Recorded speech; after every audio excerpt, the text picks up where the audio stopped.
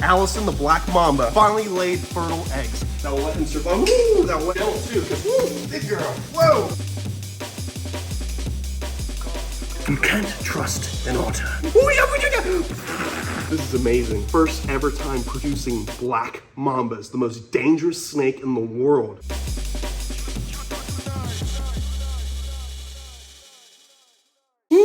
What is going on, beautiful people? Welcome back to my wildlife. I'm hanging out in the Serpentarium with all my beautiful venomous reptiles from around the world. And I got great news. Allison the black mamba. This Allison finally laid fertile eggs. Come check this out.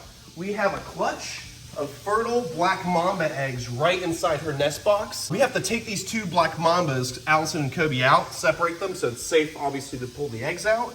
And then we're gonna set them up in some perlite or vermiculite, which is gonna help with the humidity of the eggs. Now, I was really sick a couple days ago when the eggs were originally laid, and I was not gonna handle these snakes and not gonna do it without a spotter here to help me. Now somebody's here to help me. The eggs have dried up a little bit. I'm hoping that there's still a few eggs in there that are still good to go, but I'm just gonna hope that all these eggs will still end up incubating properly and hatching out in the next couple months. So let's cross our fingers that we still have a bunch of good eggs in there. They all look white and clean looking. Let me just get ready. We have a lockbox over here for Kobe. We're gonna put Allison inside the can because she's a bit more chill. Let me just unlock the enclosure and let's see how these eggs are doing. All right, Allison and Kobe are looking hungry. The other day, I tried to pour some water inside the nest box without actually taking them out, and they were both eager to strike out with a bite. They're definitely hungry, especially Allison after dropping all that weight. I don't know how she's gonna react after dropping those eggs. I gotta be super careful and make sure I do not make any mistakes with this snake. Even though I've known this black mama for a very long time, she laid eggs, she could be acting different. And in a split second, a black mama can shoot out from the ground or in a can and bite you right in the face or the neck. People have been bit plenty of times on the chest, on the face, on the arms, and usually people die within 15, 30 minutes, and in some instances, people died in 5 minutes of a black mamba bite. They are the most dangerous snake in the world to handle. Now this is Kobe, the male black mamba. He is no joke. This snake, even though I raised him from a baby, he will light you up like nothing. I actually got this black mamba from Dingo Dinkelman over in Africa, so big thanks to him for making this breeding project possible. But this snake is so dangerous. Even though I raised it from a little baby, he still has those killer instincts that will let him survive. Woo! That will let him survive anywhere in any situation, being extremely defensive. Even though he was raised in captivity, he will light you up and put you in a coffin. You want to be super careful and get him into a lockbox. You can hear that I'm breathing a little heavy. That's because I am getting over being sick. This is the most I've done in the past couple days. Let's get him right in there. He is such a dangerous snake. Okay, we're locked. Good, we're secure, we're good to go. Now, we can check these eggs out. Look at this. I really hope these eggs still make it. So when I first saw the eggs, they were perfect, plump, nothing wrong with them. But sadly, a day or two later, when I checked on the eggs again, I noticed that they were starting to dehydrate. And as you can see right here, the eggs on the top are actually caving in. And that's typical when the eggs are about to hatch a few months later after being laid. So this happening just a couple days after being laid is not a great sign, but we still have a decent amount of eggs right here. That should hatch no problem. I mean, look at that. Oh, we're gonna be fine. Look at that. We have perfect eggs on the side, perfect eggs on the bottom. This is amazing. First ever time producing black mambas, the most dangerous snake in the world. Now, the goal with these babies, if we produce any of this clutch, is to send these to zoological settings for educational use. If not that, I'd like to donate these babies to a venom lab. So if there's any venom labs out there doing anti-venom or venom research for medical solutions, please contact me. I'd love to donate black mambas for venom research. But in the meantime, we're gonna just focus on getting these eggs into a safe spot, incubating them properly, and hopefully getting a bunch of baby black mambas and hatching them out in the future. That will be spectacular to film and share with you guys. History being made here at Chandler's Wild World, producing black mambas. Ooh. No, I'm just kidding, I'm not gonna do that. We're gonna place these guys back down and get the perlite and vermiculite ready so you guys can take note for when you get snake eggs and how you guys can incubate them. Let me just put them down right here. We're gonna set up this little tub with vermiculite, or actually perlite. It's the same thing. We're gonna pour this in right here. There we go. And you can see when you first pour it in from a bag, it's super dry and dusty. You don't want that. You want to put water in there and get it to hold humidity for you for your eggs.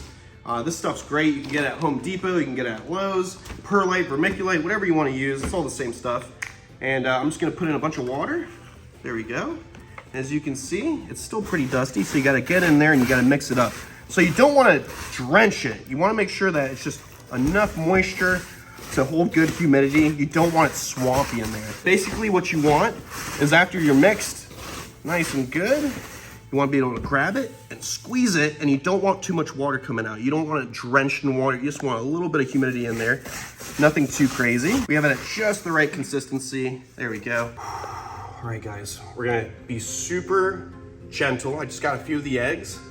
You do not want to rotate reptile eggs. There's a little air bubble at the top, and if they rotate, you'll drown the embryo. So what we're gonna do is put these black mamba eggs in the vermiculate.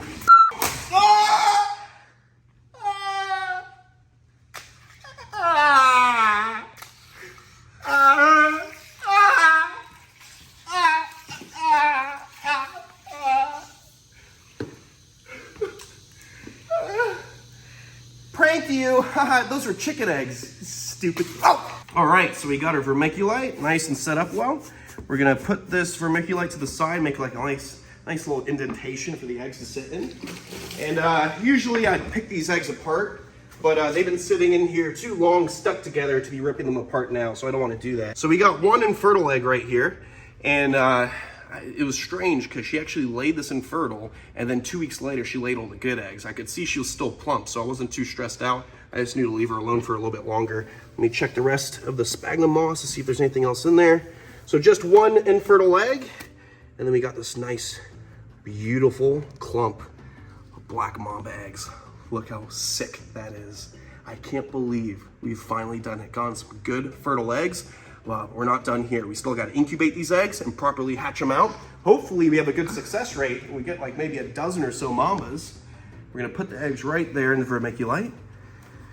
There we go. And hopefully by around August maybe, we'll have baby black mambas hatching out of this little baby. Awesome. Look, danger venomous reptile labeling right at the top. We've got some ventilation, so it'll be good to go. The eggs are still able to breathe. They still need oxygen. And what we're gonna do is, because the snake room stays around 79 to 82 degrees, we're gonna leave the eggs right in the middle of this vision cage. We're gonna close it. It's actually labeled danger venomous reptiles, black mamba eggs, and we're gonna lock it so nobody can get too close to these eggs. But because the room stays at that nice toasty temperature, and now that we're in summer, we don't have any more cold snaps, I'm just gonna do it the same way that I did the monocled cobra eggs. Let the room itself incubate the eggs. When we get croc eggs and different species like that going on, we're gonna get an incubator set up inside the house. Most of the venomous reptiles that I'll be incubating for, I can typically use the room temperature to incubate those eggs, so I'm not too stressed out about it. At least for monocled cobras and black mambas, the room temp is pretty good. Guys, I'm fine. Oh my God. Guys, I'm so happy. You should have seen it. The day I walked in, when I was like half dead from being sick, I walked in, I saw those white eggs from across the room. I was stoked. I was like, yes! Guys, you gotta understand, there's something deep inside of me.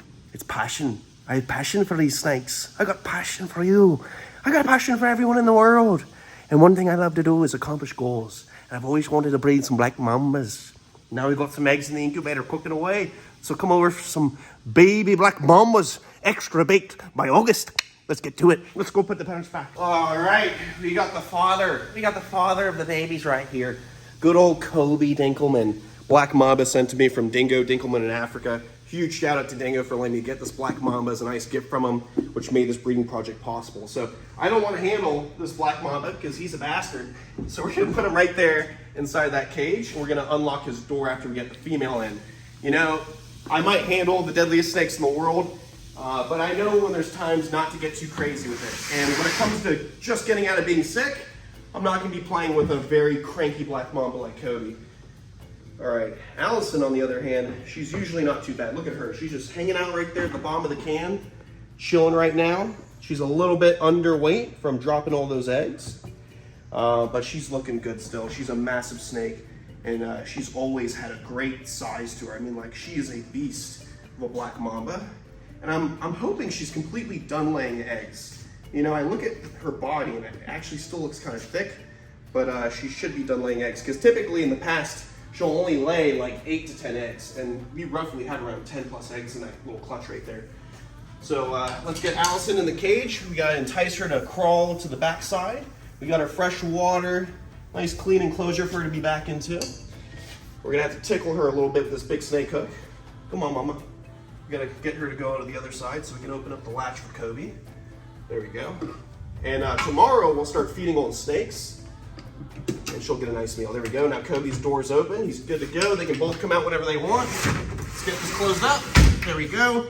Put a lock on it. Make sure it's super duper secure, because here in the state of Florida, you cannot have these animals without special permits that require locks, snake-proof room, bite protocol, emergency protocols. You gotta have all that stuff to even possess these animals. This is an educational facility. I do tours, and even though you can have the permits for personal animals, I don't consider these guys like pets, even though I treat them like that. They are animals that I love, and I love to educate people about them, and they're educational ambassadors. So that's locked and secure. We got Black Mamba egg. Ready to open. We can open that. All right, guys, I am a perfect picture of health. Let's deal with Justina, the King Cobra. She needs to have her enclosure cleaned out. Good thing I have this giant King Cobra hook ready. So we're gonna take care of her and then go take care of Kevin, the King Cobra. And I know you guys are always wondering, why don't you put Justina with Kevin and breed King Cobras? Well, we're gonna breed King Cobras, but we're gonna be breeding King Cobras to their own localities, meaning where they come from, they have specific looks, colors to adapt to that terrain. So she's a very dark-looking Indonesian King Cobra. Kevin is a Malaysian King Cobra, and he's like a blonde yellow. So we don't want to mix up the bloodlines. We want to keep them to the same locality, so we can maintain their beautiful, natural colors that they have in the wild. All right, big girl, be easy on me. Come on, be easy. I want to be real gentle too, because she ate not too long ago. So hopefully we can just easily get her, get her right into the holding receptacle. There we go. Just have to guide this large King Cobra to where I want. You're easy, mama, easy, mama. There we go. Right inside the snake holding receptacle, good to go. We're gonna put a pin in that. You can see she's looking thick and voluptuous. You could say she's thicker than a Snicker. There we go, locked and secure. I love Justina. I've known this King Cobra since I was a little kid. Literally since I was like 17 years old when my friend used to own her, and she was only about like 7 feet long and skinny. Now she's like 12, 13 feet long, and she's like this freaking thick. Let's go clean her cage. I'm a picture of health. Come on, guys. Look at this big shed. Huge belly shed. That's badass. I know a fan of the show. Oh, shoot. I know a fan of the show is going to love having this hung up in their wall. Big King Cobra shed, giant belly scales. So cool. We're going to keep this right up top for a fan that comes and gets a tour.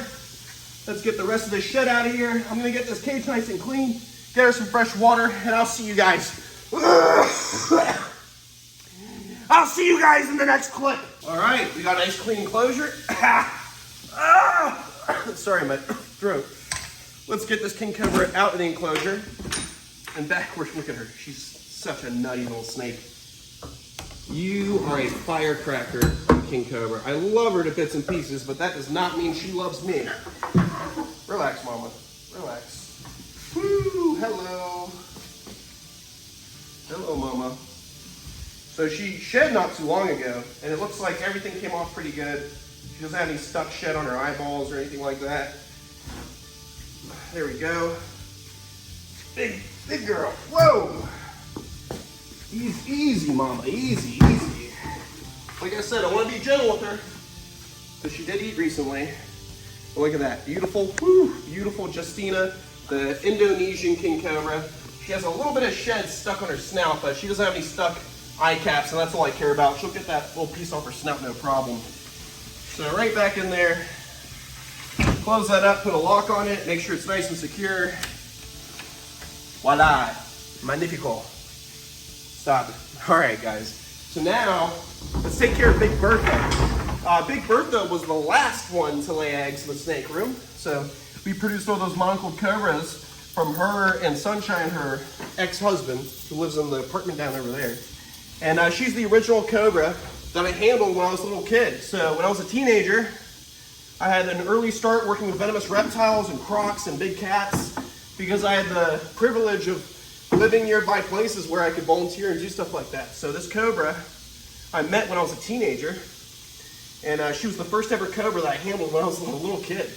Not saying that you guys as little kids out there trying to be reptile enthusiasts should ever free handle, because one simple mistake will end your life, and you guys have seen that on my channel. These animals are very unforgiving, but I do love them, and I have a great passion for them. So this is Big Bertha, first ever cobra I ever handled growing up. Beautiful snake, very toxic, and more toxic drop for drop than the King Cobra itself. We're just gonna close her up, take out this shed skin that she just dropped everywhere, a nice big shed. Look at that. Maybe we'll breed her next year. Oh wow, that's a whole cobra shed. Look at that, the whole head and everything's there. So you see the eye caps? Look at that. They shed a layer of skin right off the eye. That's a whole shed. We'll keep that for a fan because I know somebody would love that.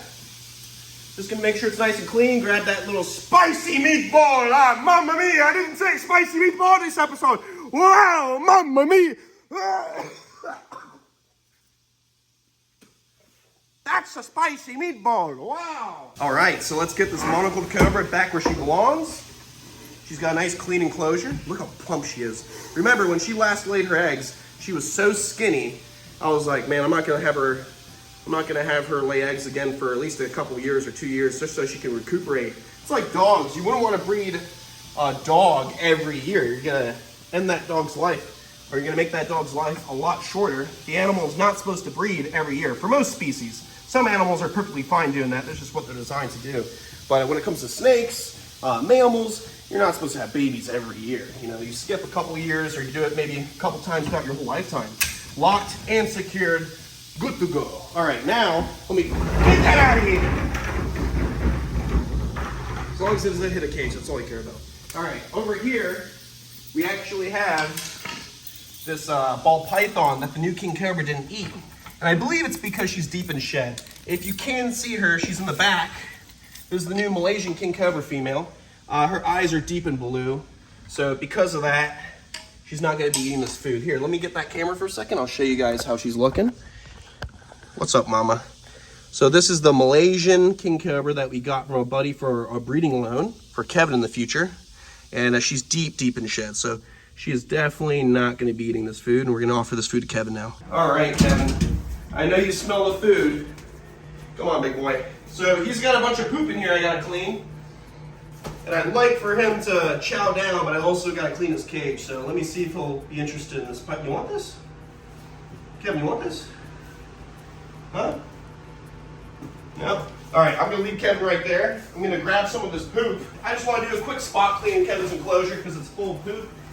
He ate the other week, so he's been pooping like crazy. And I wanna make sure the enclosure is nice and clean, not just for him, but also for the people coming to see this place. We got tours this weekend. There we go. Get all that poop. I see you have some poop by the... Whoa! Excuse me, sir. He's very dangerous. I do respect him a lot. I just try to give him his space and hope that he leaves me alone while I do maintenance. You want that? Look at that. Nice, delicious python. Trying to clean this Buddha for you. There we go. This snake is no joke. He has enough venom in his glands to take down a bull elephant. So, woo! You definitely got to respect the King Cobra. Watch out, buddy. There we go. Now he's going over there. Look how big he is, guys. Can you see how massive this King Cobra is? Look at him. He's a monster. You want this?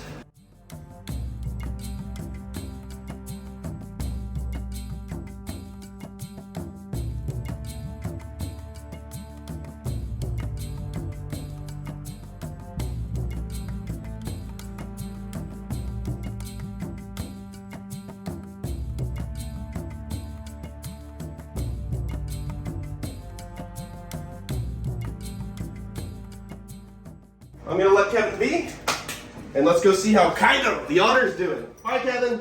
Sorry to bug you. Like the moon in the sky, like a big pizza pie, it's a Kaido. Look at Kaido! You're getting so big. Look at him. This sucker's like about 1.5 pounds or so. Look at him. Look at that belly. Now the sounds he's making, that's just how they talk. He's not upset or anything. He's just saying, "What's up, Daddy? What are you doing? Why do you smell like snake poop? Why do you smell like snake poop?" For anyone new to the channel, Kaido is an Asian small-clawed river otter, the smallest type of otter there is. And I know you guys are always seeing clips of him and going, oh my God, where can I get an otter for myself? You don't want an otter as a pet. Unless you have experience with otters, then go for it. But Asian river otters demand fresh fish every day. They demand constant attention. And they're very much biters. They communicate by biting. So I'm always getting bit on my feet, bit on my ankles, and bit everywhere. But it's okay because it's worth all the love I get from this little otter. Look at his belly.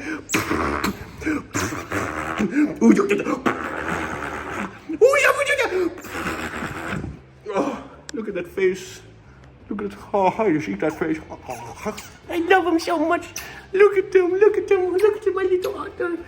He's my sweet little boy. Oh, the little demon. These guys, even though they don't look that big, different types of otters around the world will actually gang up on things like alligators and crocodiles. So throughout India, Asia, the Americas, South America, all these guys like to mess with the big bad predators. There's even videos of otters in South America, like the giant Amazon river otter, being attacked by a jaguar, then flipping over like he's doing jujitsu and scaring off the otter. And scaring off the jaguar. That's how intense the otters can be. They are ferocious little predators, not to be trusted.